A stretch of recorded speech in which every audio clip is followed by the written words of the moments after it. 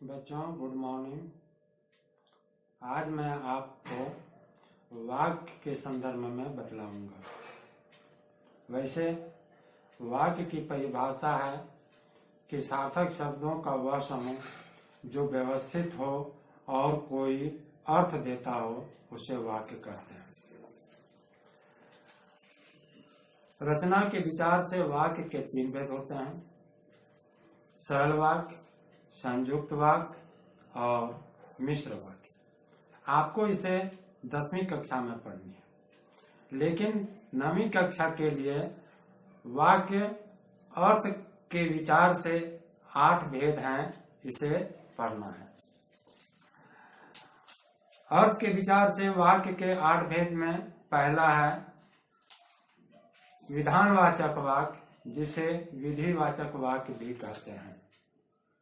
इस वाक्य में सामान्य अर्थ झलकता है, एक उद्देश्य इसमें होता है, एक विधेय होता है, एक कर्म होता है।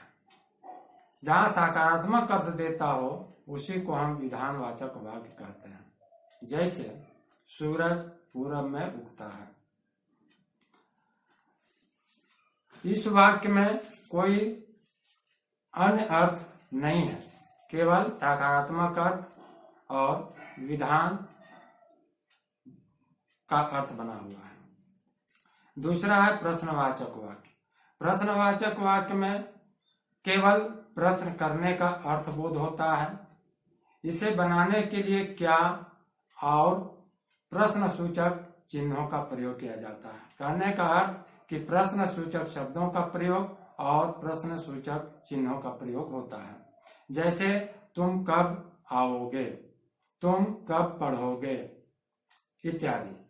दूसरा है विस्मयादि बोधक। विस्मय का अर्थ जहां पर प्रकट होता हो, आश्चर्य का भाव बोध होता हो, घृणा का भाव बोध होता हो, शाबाशी का भाव बोध होता हो, ऐसी स्थिति में इस वाक्य को हम विस्मयवाचक वाक्य कहते हैं। इस वाक्य को बनाने के लिए हम विस्मयवाचक शब्दों का प्रयोग और चिन्हों का प्रयोग करते हैं। जैसे अरे तुम इतनी जल्दी आ गए, शाबाश तुमने क्या कमाल कर दिया है, छी छी तुमने अच्छा काम नहीं किया।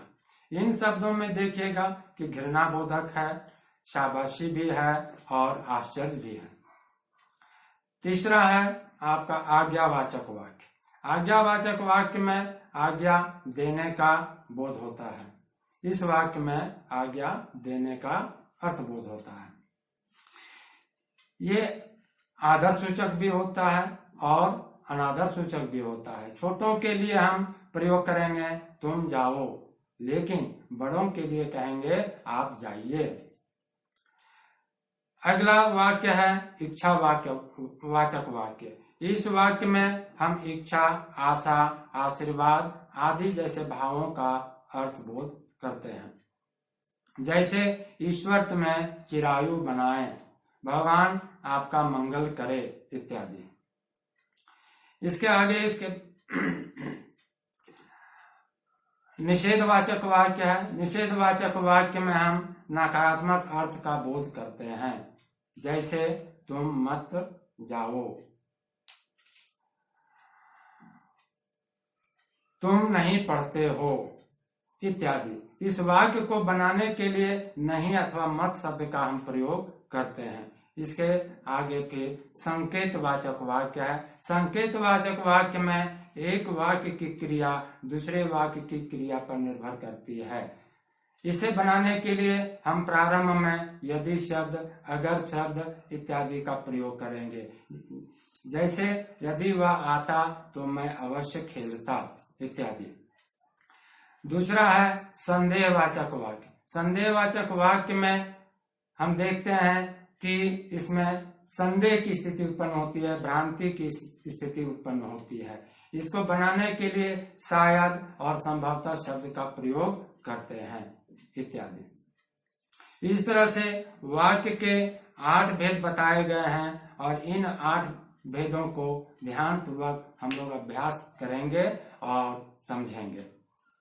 धन्यवाद।